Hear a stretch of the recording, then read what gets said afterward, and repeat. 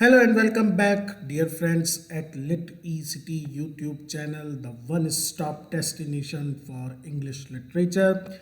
Dear friends, in our latest lessons, videos on NTA NET English oriented content, especially keeping in mind target JRF, in which we deal with certain topics, writers, which are important from the point of view of getting clear of JRF. And the latest series we are discussing is 99 novels. These novels are a must watch series and they are considered those works from which questions have been frequently asked in previous years. So without wasting our time anymore, let's move to our first novel. Before that, let me tell you about this particular episode in which we will discuss works by C.P. Snow, Strangers and Brothers, Ernest Hemingway's For Whom the Bell Tolls, Rex Warner's The Aerodrome, Joyce Cary's The Horse's Mouth, and Somerset Maugham's The Rager's Edge. Dear friends, these novels basically not only the name of writer and the work, but sometimes questions are prone to be asked from inside information. So the very first work which we will discuss is For Whom the Bell Tolls, which is written by the famous American novelist Ernest Hemingway. The novel is based on Hemingway's first-hand observation of Spanish Civil War in 1930s. We all know that Hemingway was also a very competent journalist, especially he covered many events between these two great world wars, and he has a great attachment towards Spanish culture and life, and he spent many years covering and reporting some political events there. This particular novel is also based on his first-hand experience as a journalist. In 1937, Hemingway went to Spain to cover the war for the North American newspaper Alliance and announced that he was writing a novel with the Spanish Civil War as its background. The book's title, For Whom the Bell Tolls, is taken from John Donne's meditation, especially this particular 17th meditation in which Donne talks about the ephemeral life and how human beings are cursed with death. If we talk about the novel, the protagonist is an American teacher, Robert Jordan, who has joined the anti-fascist loyalist army and has been sent to work with a Spanish guerrilla band to stop the progress of fascist army. He had been assigned a very dangerous task of blowing up a fascist controlled bridge so that the loyalist army or the anti-fascist army can progress to their camp. There he meets Pablo, who is the leader of the guerrilla band, and Pablo initially is hostile towards Jordan, and he is in fact against this whole scheme of blowing up the bridge because he considers it very dangerous for the group. Jordan also meets other members of the band. The one includes Pilar, who is Pablo's woman, or we can say her wife, lover, beloved, and actually the spirit of the group. Robert Jordan feels that it is Pilar who actually controls the activities of the group. There is also Maria, a young woman. She has been raped by the fascist groups and now she has taken shelter into this guerrilla army.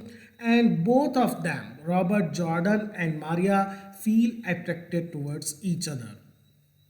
Pablo publicly announces that the guerrilla would not help in the plot, but when other members, especially Pilar, shows their consent, he, though grudgingly, not very happy, gives in and he says okay, he will also help him.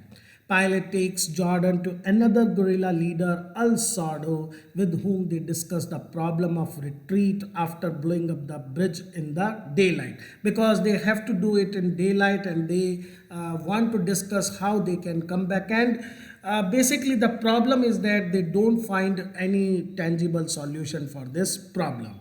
Jordan and Maria. They make love in the forest. It is the second time they make love. First, they have made love in the camp outside in the open night, and now it is the second time they make love in the forest.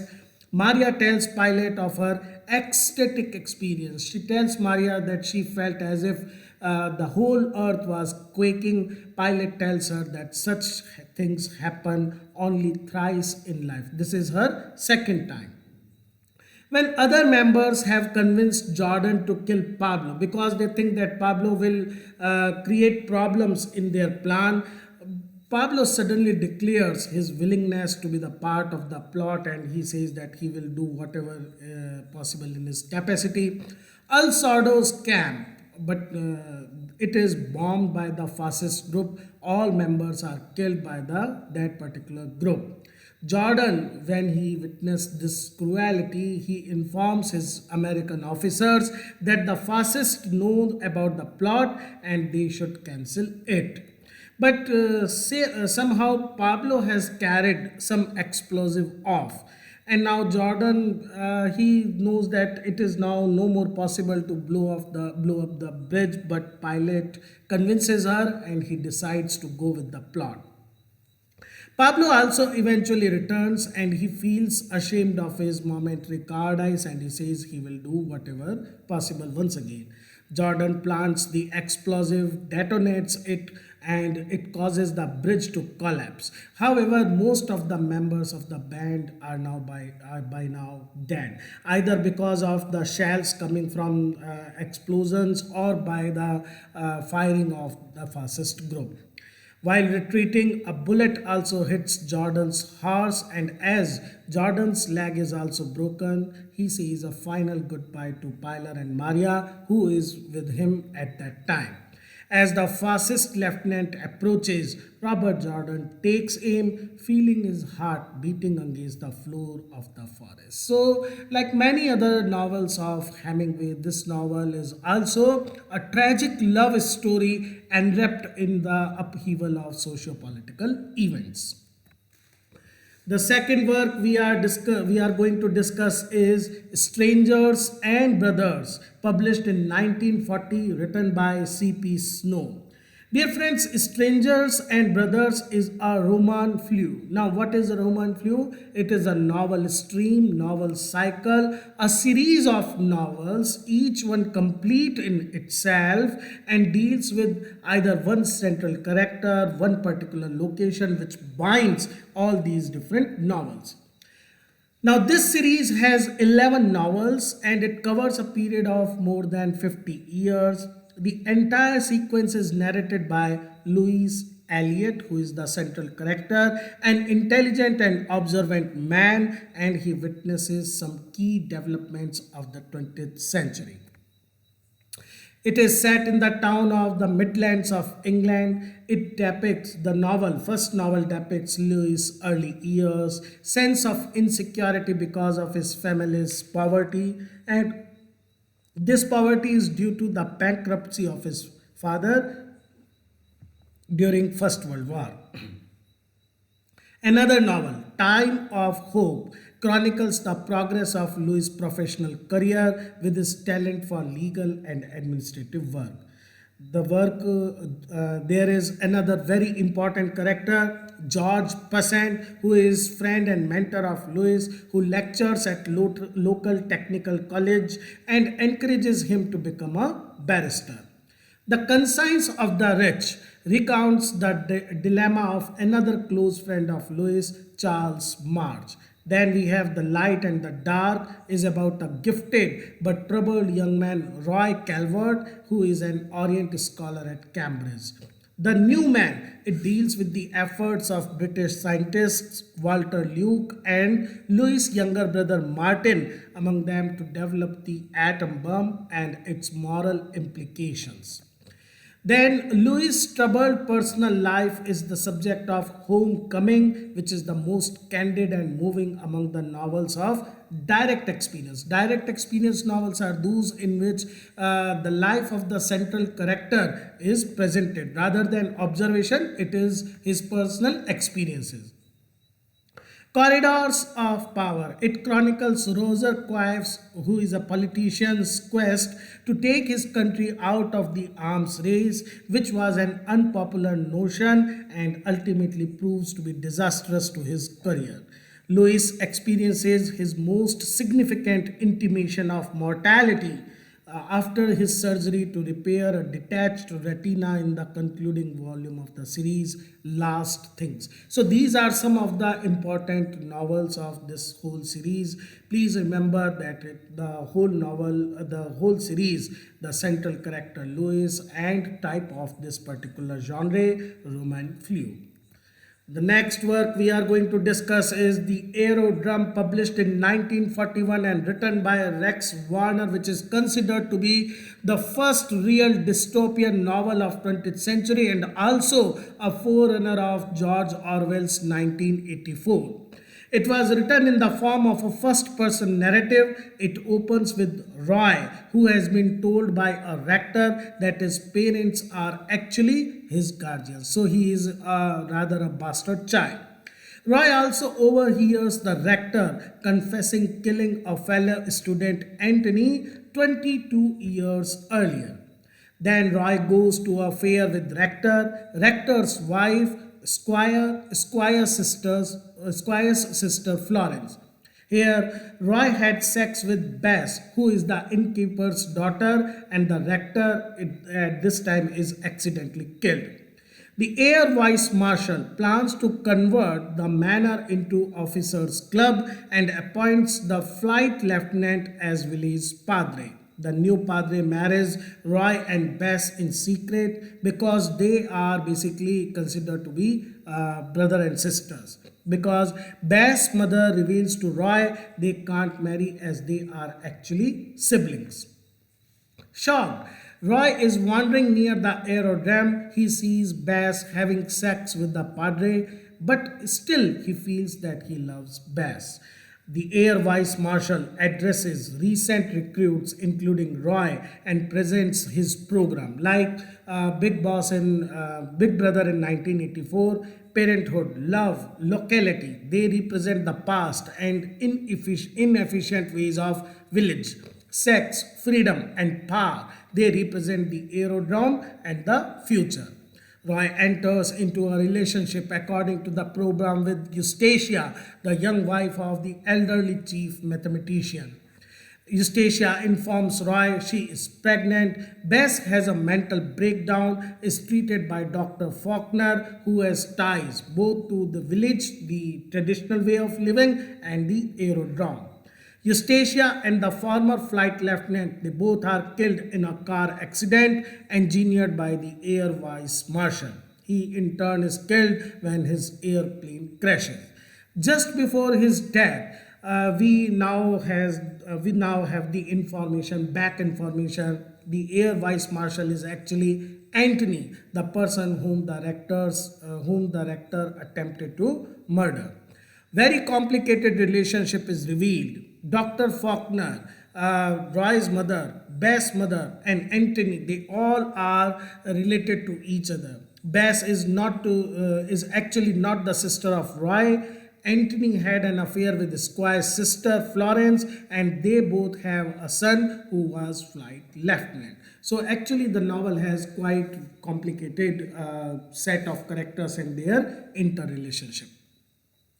Next work we will discuss is The Horse's Mouth, written in 1944, published in 1944 and written by Joyce Cary. It is a part of a trilogy which also consists of other two novels, Herself Surprised and To Be a Pilgrim.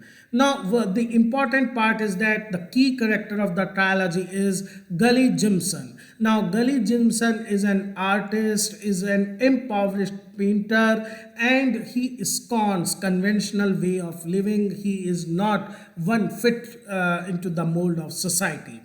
He has just come out of the prison. He returns to his studio in an old boat shed. He finds that almost everything is taken off, his color palettes and other things, canvases, and his paintings most of the paintings have been ruined by rain and rats. He does not hesitate to use other people to achieve his ends. And one such example is Sarah Monday, his former model and lover, and she was actually the protagonist of Herself Surprised. He takes help of Sarah in art theft. His only painting anyone wants are nudes of Sarah, which he has painted a long time ago, and now he wants from Sarah to take them back, but Sarah has sold them to Hickson. Now Hickson is also reluctant to part from them. Cocker, who is a barmaid, a short, stout, homely woman, and to her, Gully owes money. She urges him to get some of Sarah's picture from Hickson. Though he obtained them legitimately, Hickson is willing to pay Gully a small sum when Gully visits him about them. On Hickson's death, the Sarah nudes are given to the nation, and suddenly Gully finds himself quite famous. After accidentally killing Sarah, pushing her from the stairs, Jimson works feverishly because he knows that he will be arrested very soon in a vain attempt to finish his final masterwork, which he calls The Fall. It depicts Adam and Eve in their fall from grace. In a fall from his scaffold, he also suffers a stroke, and when he awakes, he finds himself in an ambulance taking him to jail. So it's once again a satirical, hilarious, comical novel presenting an artist's attempt to live in a society in which he doesn't fit. The last novel we will discuss today is The Razor's Edge, published in 1944 and written by Somerset Maugham. Dear friend, it is a philosophical novel set in Chicago, Paris, India in 20s and 30s period. The novel's title is a translation of a verse from Katha Upanishad, paraphrased in the book's epigraph. The sharp edge of a razor is difficult to pass over. Thus the wise say the path to salvation is hard. The novel has Larry Darrell, a World War I pilot who tries in vain to adjust to post-war life as a businessman in Chicago. In a bid to discover meaning in life, he leaves the Chicago business world where he is getting rich and becoming popular. And in search of meaning, he goes to India, tries to understand Sri Ramana's philosophy. In fact, this novel was the first Western novel to elaborate Indian philosophy and making Maharishi Ramana very popular in the West. He spends 5 years in meditation and study, but still he is dissatisfied with his time. He then goes to Europe and works as a common laborer, sometimes on a farm, sometimes in a mine. His former fiancée, Isabel Bradley, who is tired of waiting for him, she marries Gray Maturin, who is a rival successful Chicago businessman. But Gray loses everything in the crash of 1929, and he, along with Isabella, flee to Paris. Isabella encounters Larry in Paris, but still she can't comprehend Larry's philosophy. She is once again attracted to Larry, and she once again wants to have a relationship with him. But Larry meets Elliot. Larry also meets three important other characters. Elliot Templeton, who is a wealthy American who has all those qualities which Larry basically hates, like selfishness, snobbishness. Another interesting character who is actually binding all these characters is Somerset Maugham himself, the narrator, who is a successful and widely traveled author and close friend of everyone concerned. The next important character Larry meets and feels empathy for is Sophie MacDonald, a once happily married woman, but now she is alcoholic and has become a prostitute after the death of her husband and children in an accident. Isabel, who is very jealous of Sophie's growing intimacy with Larry, deliberately tempts her. When Sophie visits Isabel, she tells him so many things and basically tries to seduce her, tempts her with alcohol. Once again, Sophie becomes very depressed and desperate, and finally she goes to seaside and her body is found next day. She commits suicide. Elliot Templeton also dies, still full of snobbery, fretting. So there is a spelling mistake, you can correct it. Fretting even on his deathbed about social invitation. Then mom meets Isabel and forces her to confess her guilt in forcing Sophie to commit suicide. Mom then informs her that Larry plans to return to US and work as a common laborer, whereupon Isabel burst into tears crying, "Now I really have lost him." So dear friends, this is all in this episode of 99 novels. 5 more novels we have discussed. Please note them, write the writer, important character, genre. All these are going to help you in your coming exams. You can also get free PDF anytime. Just message me on my WhatsApp number. Keep supporting the channel. Thank you friends.